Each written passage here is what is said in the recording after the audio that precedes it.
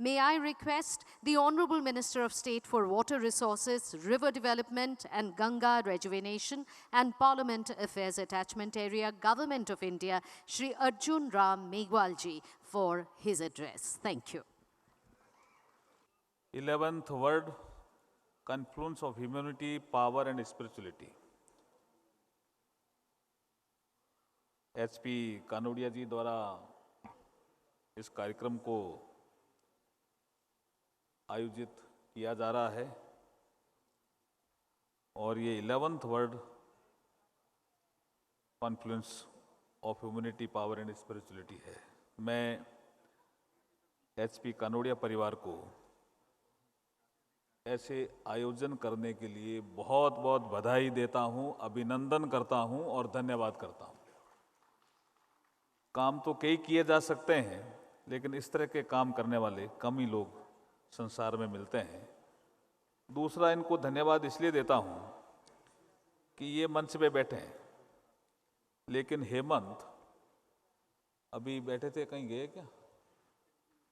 हेमंत यहाँ बैठे हैं, हेमंत बैठे हैं यहाँ तक ठीक है, लेकिन हेमंत का लड़का राघव राज कानोडिया भी बैठा है।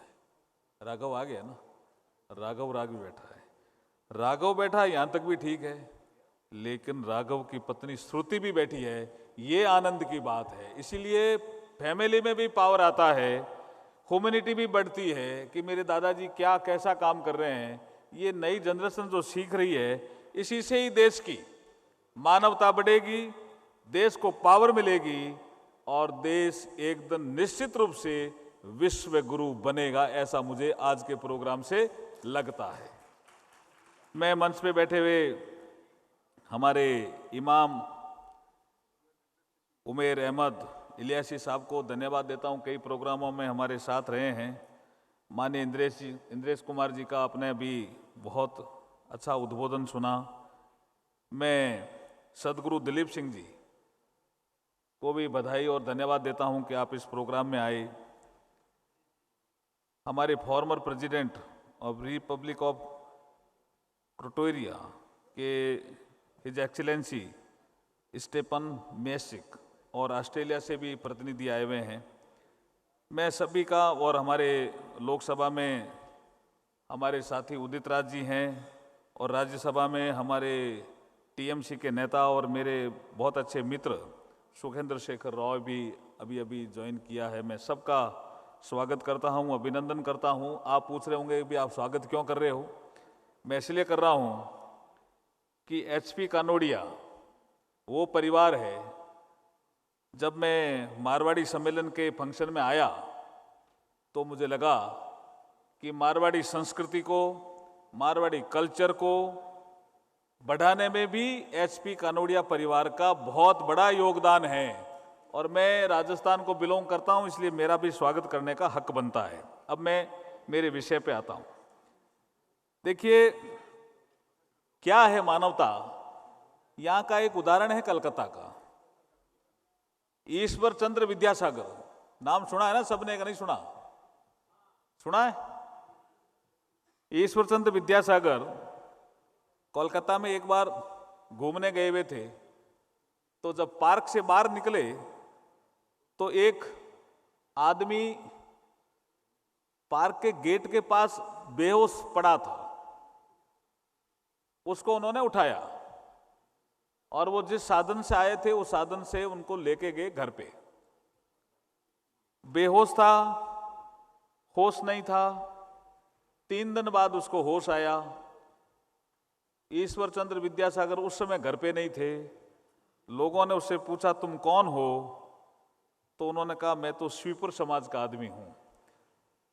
देखिए, कल्पना करिए, आजादी का पहले का कालखंड और उसमें स्वीपर समाज का एक आदमी घर पे रहे 3 दिन और उसके बाद घर वालों को पता लगे तो कितना एक महाभारत हुआ होगा।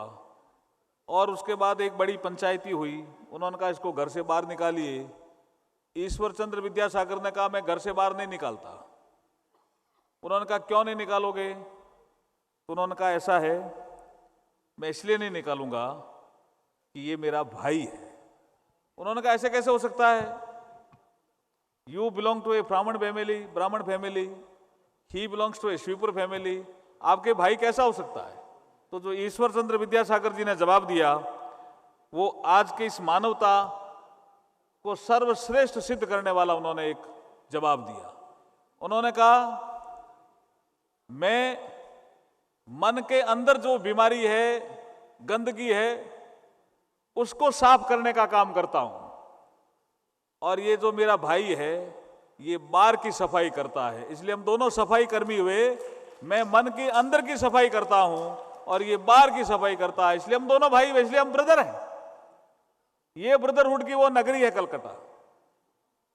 ईश्वर चंद्र विद्यासागर जी को भी मैं इस कारण से आज याद कर रहा हूं कि उन्होंने मानवता को बढ़ाने का इतना बड़ा उदाहरण, बहुत जोरदार ताली बजा के स्वागत करिए ईश्वर चंद्र विद्यासागर की। कितना बड़ा काम, कितना बड़ा संदेश उन्होंने दिया कि हम कैसे मानवता को आगे बढ़ा सकते हैं। दूसरा विषय स्वामी विवेकानंद, जो हमारे भी आदर्श हैं, एचपी कानोडिया साहब के भी आदर्श हैं। और उन्होंने कहा कि ये एक दिन भारत पावर बनेगा, और उस पावर में स्पिरिचुअलिटी को उन्होंने जोड़ा, करैक्टर को जोड़ा। आपको याद होगा कि शिकागो से जब भाषण देकर के स्वामी विवेकानंद लंदन में ठहरे थे, उस समय इसी तरह की कॉन्फ्रेंसेज होती थी, सिंपोजियम होते थे, संगोष्ठी होती थी।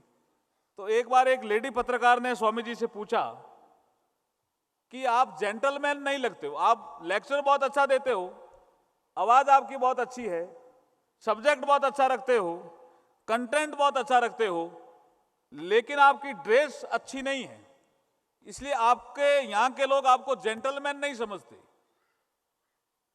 तो स्वामी जी ने कहा, ड्रेस देख करके यहां मेरा लेक्चर सुनने आते हैं या और कोई कारण से? कहा नहीं नहीं नहीं, आप मुझे जेंटलमैन नहीं लगते, इसलिए औरों को भी नहीं लगते होंगे। अब कोई प्रेस का पत्रकार टाइप कोई आदमी पूछता है तो लगता है कि यार कोई बात सही कह रहे होंगे, लेकिन स्वामी जी देखिए उसने जो क्वेश्चन किया और स्वामी जी ने जो जवाब दिया, ये फिर अपने को प्रेरणा देने वाला है। जैसे ईश्वर चंद्र विद्यासागर जी ने अपने समाज के लोगों को एक जवाब दिया, ऐसे ही उसने पूछा, why don't you wear a coat pant tie and T shirt and looks like a gentleman? Swamiji smiled and told, in your culture, a tailor make a gentleman, in ours, a character makes a gentleman. हम character को belong करने वाले लोग हैं। Character को कौन आगे ले जा रहा है? ये एचपी कानोडिया साहब जैसे लोग इस करेक्टर को आगे ले जा रहे हैं, जिससे भारत कभी न कभी, निश्चित रूप से मैं मानता हूं कि विश्व गुरु बनेगा। अब मैं एक लास्ट में मेरी बात कहकर के समाप्त करूंगा। आप सब जानते हैं कि 21वीं सदी में हम जी रहे हैं। 21वीं सदी में ये जो सदी तय करने वाले लोग हैं, ये एक तो historian conference, writers club, intellectual club, ये संसार में कुछ लोग हैं जो सदी तय करते हैं कि ये सदी किसकी होती। अब आपको मैं जानकारी में लाऊं कि 19वीं सदी को उन्होंने तय किया कि ये सदी यूरोप की है और लीड करेगा इंग्लैंड, और ऐसा ही हुआ। यूरोप की सदी रही, इंग्लैंड ने उसको लीड किया। 20वीं सदी को भी उन्होंने तय किया कि ये सदी नॉर्थ अमेरिका की है और लीड करेगा यूएसए, ऐसा ही हुआ। जब 21वीं सदी शुरू हुई तो 21वीं सदी के समय यह विषय आया कि इसको लीड कौन करेगा और ये किसकी होगी, क्योंकि सदी हमेशा कॉन्टिनेंट की होती है, एक देश की नहीं होती। तो ये हुआ कि सदी एशिया की होगी क्या? तो ऐसा शब्द सबसे पहले अटल बिहारी वाजपेयी के मन से निकला। जब 1 जनवरी 2000 को एक पत्रकार उनसे पूछने गई, उनके घर में सूरज उग रहा था, अटल जी अपने लॉन में खड़े थे। उसने पूछा, अटल जी आप तो बहुत बड़े विद्वान हो, हिस्ट्री को जानते हो, ये 21वीं सदी किसकी होने वाली है? और अटल जी के मुंह से निकला एशिया।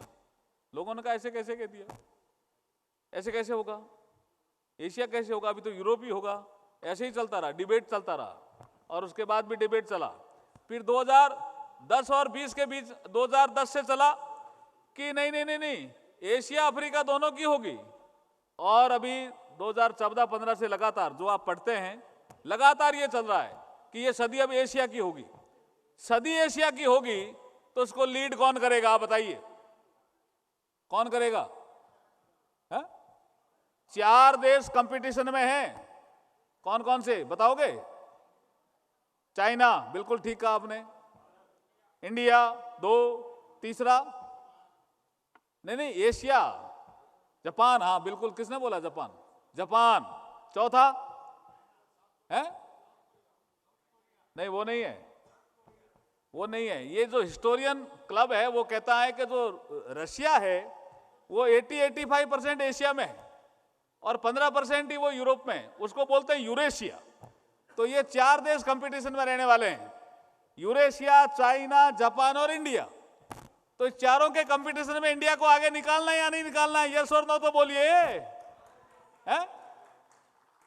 आगे निकालना है तो कैसे आगे निकलना है? 10 पैरामीटर है। आप कहोगे कि इकोनॉमी तो चाइना की बहुत बड़ी है, हमारी इकोनॉमिक साइजेस कम है, इसके 10 पैरामीटर हैं, एक पैरामीटर नहीं है। इकोनॉमी की साइज में चाइना हमसे आगे हो सकता है, लेकिन डेमोक्रेसी भी एक पैरामीटर है। अब ये बताइए, डेमोक्रेसी में हमें चाइना को नंबर देने पड़ेंगे 100 में से, तो कितने दोगे आप? 0। और इंडिया को 90 तो मिल ही जाएंगे। 100 नहीं दोगे तो कोई बहुत कंजर्वेटिव होगा तो 90 दे देगा, नहीं तो कोई बहुत अच्छा हो तो 100 भी देगा। क्यों? डेमोक्रेसी में हम बहुत आगे हैं। अच्छा, उसमें एक पैरामीटर है फैमिली। क्या फैमिली जो एक इंस्टीट्यूशन है उसमें हम कमजोर हैं क्या चाइना से? क्या जापान से कमजोर है? उसमें एक कंपोनेंट है कि हम दूसरे समाजों की सेवा कैसे करते हैं, सोसाइटी की सेवा कैसे करते हैं। हम सोसाइटी में क्या करेक्टर है हमारा, इंडियन करेक्टर जो दूसरों को हम दिखा सकते हैं, जिसका इंद्रेश जी जिक्र कर रहे थे। तो उस करेक्टर में भी हम कमजोर हैं क्या? फैमिली में भी कमजोर हैं क्या? सेवा करने में भी कमजोर हैं क्या? डेमोक्रेसी में भी कमजोर है क्या? नहीं है ना? तो चिंता करने की जरूरत नहीं है। आज की जो ये संगम है, जिसको अभी कनौडिया जी कह रहे थे कि इसको हम संगम बोलते हैं, जो ये संगम मानवता का, पावर का और स्पिरिचुअलिटी का जो संगम है, ये संगम सिद्ध करेगा। ये 11वां 1-1-11 ये 11वां संगम है। ये संगम माइलस्टोन बनेगा और 21वीं सदी एशिया की होगी और उसका नेतृत्व भारत करेगा ना? बहुत बहुत धन्यवाद। जय हिंद, जय Bharat. Thank you so much. We thank the Honorable Minister.